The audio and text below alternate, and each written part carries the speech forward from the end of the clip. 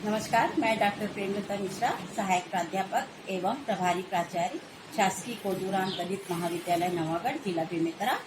मैं आज चतुर्थ सेमेस्टर के तृतीय प्रश्न पत्र शोध प्रविधि के अंतर्गत अनुसंधान में सांख्यिकी के प्रयोग के विषय में आप लोगों को कुछ बताना चाह रही हूँ। अनुसंधान के विषय में आप लोग पहले जान चुके होंगे। अनुसंधान का अर्थ क्या होता है, अनुसंधान का महत्व क्या होता है, ये सब आप लोगों ने पढ़ा होगा। थोड़ा सा बताना चाहूँगी कि अनुसंधान जिसे शोध भी कहा जाता है और अंग्रेजी में इसे रिसर्च कहा जाता है, फिर से खोजना। अनुसंधान आपके आसपास जितनी भी जानकारियाँ हैं, जितनी भी सूचनाएं हैं, उन सूचनाओं को एकत्रित करके अपने शोध के लिए उसको उपयोग करना और उसके आधार पर सामान्यीकरण करना, सिद्धांत निर्माण करना।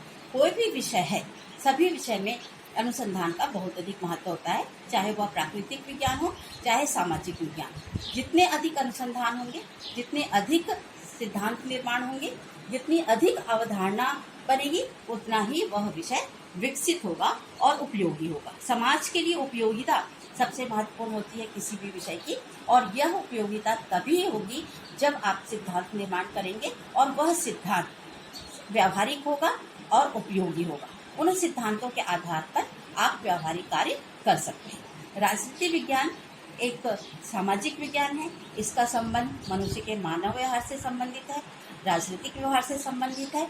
तो ऐसी स्थिति में इससे ही संबंधित अनुसंधान की आवश्यकता होती है, जो कि राज्य के लिए उपयोगी हो, मानव समाज के लिए उपयोगी हो, और जितनी अधिक अच्छी भविष्यवाणी होगी, जितना अच्छा सामान्यीकरण होगा, वह विषय उतना ही महत्वपूर्ण होगा। राजनीति विज्ञान को दो भागों में बांटा गया है, परंपरागत राजनीति विज्ञान और आधुनिक राजनीति विज्ञान। परंपरागत राजनीति विज्ञान में अनुसंधान की जो पद्धतियाँ थी, उसमें ऐतिहासिक पद्धति, तुलनात्मक पद्धति, विश्लेषणात्मक अध्ययन पद्धति, दार्शनिक अध्ययन पद्धति का सहारा लिया जाता है। इसके अंतर्गत तथ्यों को, सूचनाओं को इकट्ठा करना और उसका विश्लेषण करना, उसकी व्याख्या करना, और उसके बाद सामान्यीकरण होता था। जो भी सूचनाएं होती थी वो गुणात्मक रूप में प्राप्त होती थी, और उसमें इस बात की संभावना अधिक होती थी कि यह सटीक है कि नहीं।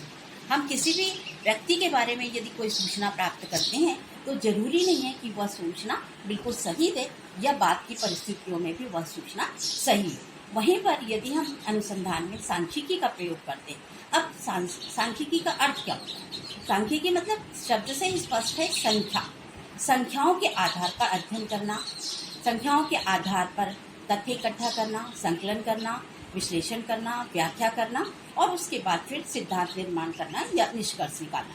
यदि आप संख्याओं का प्रयोग करते हैं तो वहाँ पर निश्चितता बढ़ जाती है। संख्या बिल्कुल निश्चित होता है। जैसे कि यदि आप ये कहते हैं कि 50 विद्यार्थी यहाँ पर बैठे हुए हैं, तो आप बिल्कुल निश्चित जान जाते हैं, किसी को भी कहा जाएगा तो बिल्कुल जान जाएगा कि हाँ 50 विद्यार्थी। वहीं पर यदि आप कहते हैं कि कुछ विद्यार्थी बैठे हैं, तो एक व्यक्ति उसका 10 संख्या से अर्थ निकाल सकता है, कोई दूसरा सोच सकता है 20 होगा, कोई दूसरा सोच सकता है कि 50 होगा, और इस तरह की जो कुछ शब्द है वो सापेक्ष होता है। किसी के सापेक्ष में हम बताएंगे तब हमको पता चलेगा कि कुछ का क्या तात्पर्य। तो इस उदाहरण से ये स्पष्ट है कि संख्या का महत्व क्या होता है। मतलब हम संख्या में यदि कोई बात करते हैं तो उसमें निश्चितता आती है। तो इसी तरह से यदि हम संख्या, समंकों, जिसको कि आंकड़ा भी कहा जाता है, समंकों को एकत्रित करके यदि हम अध्ययन और विश्लेषण करते हैं और राजनीति विज्ञान की किसी विषय में शोध करते हैं, तो निश्चित रूप से उसका परिणाम हमें सटीक मिलेगा और वह ज़्यादा उपयोगी होगा। तो सांख्यिकी का मतलब होता है समंक माला का विश्लेषण करना, अध्ययन करना और संकलन करना, जरूरत पड़ने पर उसका वर्गीकरण करना, उसका सारणीयन करना, यह वास्तव में सांख्यिकी के अंतर्गत आता है। अब सांख्यिकी का अनुसंधान में महत्व बहुत अधिक बढ़ जाता है, विशेषकर जब हम राजनीति विज्ञान की बात करते हैं, क्योंकि इसमें अध्ययन में शुद्धता आती है, व्यवस्थित संकलन हम कर सकते हैं, और इस जटिल जो तथ्य होते हैं उन जटिल तथ्यों को हम सरल रूप में प्रस्तुत कर सकते हैं। इसी तरह से हम तुलनात्मक अध्ययन कर सकते हैं, और यह तुलनात्मक अध्ययन भी सटीक होता है।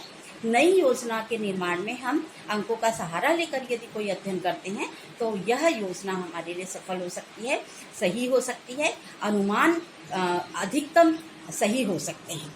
और इसीलिए यह सरकार के लिए बहुत उपयोगी होते हैं। जैसा कि मैंने पहले ही बताया कि राजनीति विज्ञान राज्य से संबंधित विज्ञान है। राज्य को, सरकार को योजनाएं बनानी पड़ती है और उन योजनाओं से पहले उन्हें पूरा अध्ययन करना होता है, और यह अध्ययन यदि संख्यात्मक तरीके से किया जाए तो वहाँ पर योजना बनाने में काफ़ी सरलता होती है, सहजता होती है। और अभी हमने सांख्यिकी की विशेषताओं और महत्व के बारे में जाना। अब हम इसकी सीमा जानें। विशेषकर राजनीति विज्ञान में जब हम अनुसंधान करते हैं तो हर विषय में सांख्यिकी का प्रयोग नहीं किया जा सकता, क्योंकि राजनीति विज्ञान के जो तथ्य होते हैं वो हमेशा संख्यात्मक नहीं होते, और इसलिए सांख्यिकी के उपयोग की सीमा बंध जाती है। हम केवल उन्हीं विषयों में सांख्यिकी का उपयोग कर सकते हैं जहाँ पर हमें संख्यात्मक तथ्य प्राप्त करने हैं, जैसे कि मान लीजिए मतदान व्यवहार का अध्ययन करना है, एग्जिट पोल के बारे में बताना है, मतदाताओं की स्थिति के बारे में बताना है, तो वहाँ पर हम संख्यात्मक प्रयोग कर सकते हैं। परंतु वहीं पर यदि हमको गांधी जी के विचारों की प्रासंगिकता जाननी होगी तो वहाँ पर हमें ऐतिहासिक, दार्शनिक और तुलनात्मक पद्धति का उपयोग करना होगा। सांख्यिकी पद्धति हमें इस मामले में कहीं पर भी सहायता नहीं देती। सांख्यिकी पद्धति में समंक सजातीय होनी चाहिए, एक जैसे होनी चाहिए, उसमें एक रूपता होनी चाहिए, तभी हम अध्ययन कर सकते हैं। हमारे विषय में यह बात नहीं शामिल होती है। इसी तरह से इसमें भ्रामक निष्कर्ष निकलने की भी संभावना होती है। आप लोग सभी लोग जानते होंगे कि सांख्यिकी कभी कभी धोखा देने वाली पद्धति हो जाती है। संख्या के खेल में हम उसके भंवर में फंस कर रह जाते हैं और हमें सही निष्कर्ष प्राप्त नहीं होता। सांख्यिकी पद्धति केवल एकमात्र पद्धति नहीं है। यदि हम सांख्यिकी पद्धति का भी उपयोग करेंगे तो हमें राजनीति विज्ञान के अंतर्गत शोध करने के लिए अन्य विषयों का, अन्य अध्ययन पद्धतियों का सहारा हमको लेना ही पड़ेगा। सांख्यिकी पद्धति साधन है, साध्य नहीं है। हमें इसका उपयोग साधन की तरह ही करना होगा। हम केवल संख्या का प्रयोग करके अध्ययन करें और अनुसंधान करें, यह सोचकर हमें इसका प्रयोग नहीं करना चाहिए, बल्कि यदि हमारे विषय की ज़रूरत है कि हमें कहाँ पर संख्यात्मक अन्वेषण करना है, वर्गीकरण करना है, तभी हम सांख्यिकी पद्धति का उपयोग करें। केवल वैज्ञानिक पद्धति है, वैज्ञानिक पद्धति अपने आप को यह दिखाने के लिए कि हम वैज्ञानिक अध्ययन पद्धति का प्रयोग कर रहे हैं, इसके लिए यदि हम सांख्यिकी पद्धति का प्रयोग करेंगे तो वह सार्थक नहीं होगा, जैसा कि व्यवहारवादियों के संबंध में हुआ था। व्यवहारवादी आंदोलन के बाद राजनीति वैज्ञानिकों ने यही कोशिश की कि हम वैज्ञानिक पद्धति का प्रयोग करें, सांख्यिकी पद्धति का प्रयोग करें, और इसके कारण उनके ऊपर दोष यह लगा कि वह केवल प्रयोगशाला में अध्ययन कर रहे हैं और जो वास्तव में राजनीति विज्ञान की महत्वपूर्ण समस्याएं हैं उनसे दूर होते जा रहे हैं, और इसीलिए सांख्यिकी राजनीति विज्ञान के लिए उतनी उपयोगी नहीं है। इसी तरह से सांख्यिकी का उपयोग कोई भी नहीं कर सकता। इसे विशेषज्ञ ही सांख्यिकी पद्धति का प्रयोग करेंगे, तभी वह सही ढंग से उसका अध्ययन और विश्लेषण कर सकते हैं। अन्यथा सिद्धांत निर्माण में या निष्कर्ष में हमें सही निष्कर्ष प्राप्त नहीं होंगे और उसके भंवर जाल में हम फंस जाएंगे। तो इस तरह से विशेषकर राजनीति विज्ञान चूँकि मानव व्यवहार पर आधारित विज्ञान है, तो वहाँ पर हमें सांख्यिकी के प्रयोग करने में बहुत अधिक सावधानी की आवश्यकता होती है। मानव व्यवहार पर आधारित राजनीति विज्ञान में हर विषय हम सांख्यिकी पद्धति का प्रयोग नहीं कर सकते।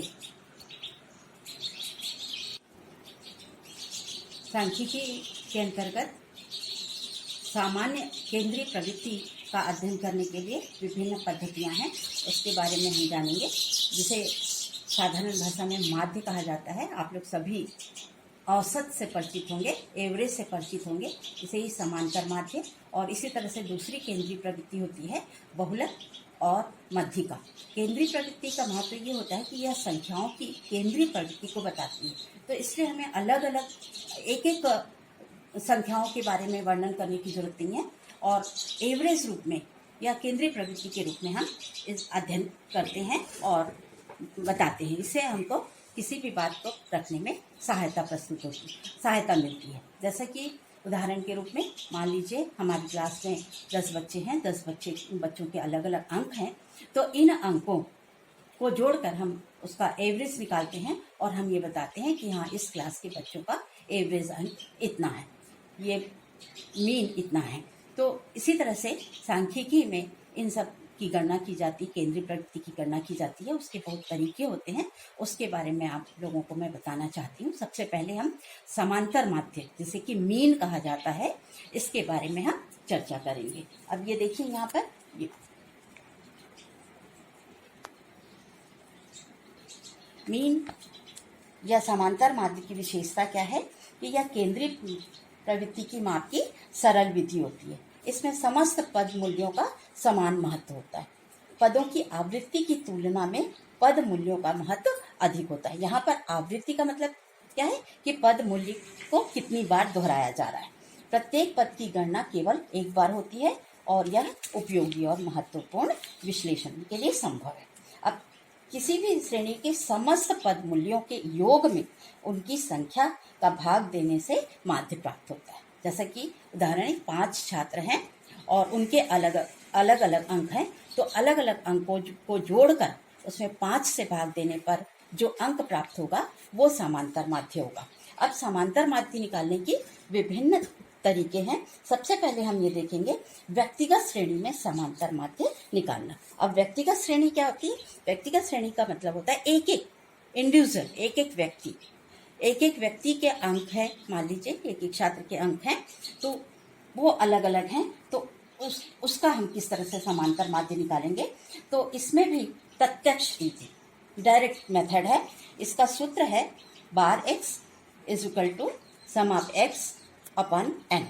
यहाँ पर बार एक्स का मतलब है समांतर माध्य, सम ऑफ योग, और एक्स पदों का मूल्य, और सम ऑफ एक्स मतलब समस्त पदों के मूल्य का योग। यहाँ पर एफ नहीं दिया गया है क्योंकि आवृत्ति से यहाँ पर मतलब नहीं है। अब देखिए ये एक श्रेणी है, ये व्यक्तिगत श्रेणी है जिसमें देखिए ये संख्या 1 2 4 5 विद्यार्थी हैं, एन 5 आया अपना। इनके अंक हैं एक्स 5 50 62 58 30 70। अब ये हमने जोड़ा, इन सभी अंकों को जोड़ा, हमारा सम ऑफ एक्स मिल गया, ये आया 270। अब हमने ये दो, यहाँ पर सूत्र है, सूत्र में हमने ये अंक रखे, बार एक्स बराबर हो गया 270, ये आया पद मूल्यों का योग, और ये 5 यहाँ पर संख्या है, 5 से हमने भाग दिया, आया 54। तो हमारा इस श्रेणी में समांतर माध्य होगा 54। अर्थात हम यदि ये बताने की कोशिश करेंगे कि 5 छात्रों का औसत अंक क्या है, तो ये 54 आया। तो इस तरह से हमने प्रत्यक्ष रीति से समांतर माध्य निकाला। अब खंडित श्रेणी में समांतर माध्य निकालना। खंडित श्रेणी में समांतर माध्य, खंडित श्रेणी का मतलब अलग अलग ये पद मूल्य हैं, और इन पद मूल्यों में आवृत्ति अलग अलग है। कहीं पर 4 दिख रहा है, कहीं पर 3, कहीं 5। ये श्रेणी है, ये खंडित श्रेणी कहलाती है। अब इसमें प्रत्यक्ष रीति का हमको के आधार पर समांतर माध्य निकालना है। अब इसमें पद मूल्य को आवृत्ति से गुणा करते हैं। आवृत्ति मतलब जितनी बार दोहराया गया, ये आवृत्ति मतलब उदाहरण देखिए कि 25 अंक 4 छात्रों को मिले, मतलब 4 लोगों को 25 अंक मिले। सभी पदों के गुणनफल का योग, गुणनफल के योग को आवृत्ति के योग से भाग देना होता है, और इस तरह से हमको समांतर माध्य प्राप्त होता है। अब इसका सूत्र क्या है? बार एक्स बराबर sum of f x upon n. अब यहाँ पर बार एक्स आपने पहले ही देख लिया, समांतर माध्य होता है, इसका मतलब एन पदों की संख्या होती है, एफ पदों की आवृत्ति होती है, और सम ऑफ एफ एक्स मतलब पदों के मूल्यों और आवृत्ति के गुणनफल का योग होता है। अब यहाँ पर देखिए उदाहरण में ये अंक हैं, ये पद मूल्य जिसे कहा जाता है, 25 30 50 60 70। ये छात्र हैं, आवृत्ति 4 3 5 2 1। ये मतलब 25 अंक 4 छात्रों ने प्राप्त किया, 30 अंक 3 छात्रों ने प्राप्त किया, इस तरह। अब इनका गुणनफल करेंगे तो ये गुणनफल प्राप्त होता है, यहाँ पर देखिए 100 90 250 120 70। अब इसको सबको जोड़ेंगे तो प्राप्त होता है 630। अब यहाँ पर हमने सूत्र में इसको लिखा, तो देखिए सम ऑफ एफ एक्स हमारा आया 630 बटे ये एन आया है 15। इन आवृत्तियों का योग करेंगे और इसके बाद फिर ये 42। ये हमारा समांतर माध्य यहाँ पर 42 प्राप्त होता है। इसी तरह से हम लघु रीति से खंडित श्रेणी में यदि हम समांतर माध्य प्राप्त करना चाहते हैं तो फिर हम कैसे प्राप्त करेंगे? वो हमने देखा प्रत्यक्ष रीति, ये हमने देखा लघु रीति, शॉर्ट मेथड। अब इसमें चरण क्या होते हैं? पद मूल्यों में से किसी एक को कल्पित माध्य मान लिया जाता है। कल्पित माध्य मतलब कल्पना कर लिया हमने कि हाँ ये इस श्रेणी का ये माध्य होगा। फिर कल्पित माध्य के से मूल्यों का विचलन ज्ञात करते हैं। विचलन मतलब कल्पित माध्य और जो हमारी फ्रीक्वेंसी रहती है, जो हमारा पद मूल्य रहता है, उसका अंतर। फिर तीसरा, प्रत्येक विचलन का संबंधित आवृत्ति से गुणा करके कुल विचलन ज्ञात करते हैं और फिर गुणनफल का योग निकालते हैं। इसका सूत्र है, देखिए, बार एक्स बराबर a plus sum of f d x upon n. अब यहाँ पर देखिए हर शब्द का मतलब क्या है? बार एक्स समांतर माध्य, ए कल्पित माध्य। ये देखिए कल्पित माध्य हमने माना है, ए होता है कल्पित माध्य, एन होता है पदों की संख्या, एफ बराबर पदों की आवृत्ति, डी बराबर विचलन और सम ऑफ एफ डी एक्स मतलब आवृत्ति व विचलन के मूल्यों के गुणनफल का योग। अब यहाँ पर देखिए ये एक्स है, ये एफ है, यहाँ पर ये डी एक्स मिला, एक्स माइनस है, और यहाँ पर एफ डी एक्स मिला, और यहाँ पर सम ऑफ एफ डी एक्स मिला। अब देखिए यहाँ पर अंक 25, 30, 50, 60, 70 और ये देखिए छात्रों की संख्या है, ये एन हमको 15 मिल गया। अब देखिए हमने कल्पित माध्य प्राप्त किया है 50। अब 50 से हम विचलन निकालेंगे तो ये देखिए 25 ऋण 50, ये देखिए ये 25 ये पद मूल्य है पहला, तो 25 ऋण 50 बराबर हुआ ऋण 25, और इसका हम यदि 4 से गुणा करते हैं तो आता है 100। इसी तरह से 30 ऋण 50 20, इसका हम 30 से गुणा करते हैं तो ऋण 60 आता है। अब यहाँ पर पद मूल्य और विचलन माध्य दोनों बराबर है, इसलिए 0 आया, और 0 से भी 5 का गुणा करेंगे तो 0 आएगा। फिर यहाँ पर विचलन मूल्य है 60 ऋण 50 धन 10, यहाँ पर हम 2 से हमने गुणा की आवृत्ति से तो 20 आया। इसी तरह से 70 ऋण 50 बराबर धन 20, ये आया, 1 से गुणा करने पर 20 आया। यहाँ पर एक चीज ध्यान रखना है कि आपको ये ऋण और धन, ये जो चिन्ह है उसका ध्यान रखना है, बिल्कुल जैसा आएगा ही वैसा ही लिखना है। अब इसके बाद हमने देखा ये n हमारा निकल गया और एफ डी एक्स हमको प्राप्त हो गया, सम ऑफ एफ डी एक्स प्राप्त हो गया ऋण 120। देखिए आपने इसको जोड़कर देखेंगे तो ऋण 120 आएगा, धन की संख्या कम है, ऋण की संख्या ज्यादा। अब इसको हम सूत्र में लगाते हैं तो कल्पित माध्य हमारा 50 है, धन ऋण 120, तो चिन्ह के साथ ही लिखा रहेगा। यदि आप चिन्ह नहीं लिखेंगे तो आपका गणना आपकी गलत हो जाएगी, बटे 15, फिर 50 धन ऋण 8 आया, और उसके बाद हमने इसको जोड़ा तो ऋण 8 धन, तो ये 50 में 42 बचा, ये 42 अंक हमारा समांतर माध्य हो गया। तो इस खंडी श्रेणी में हमारा समांतर माध्य हमको प्राप्त हुआ 42 अंक।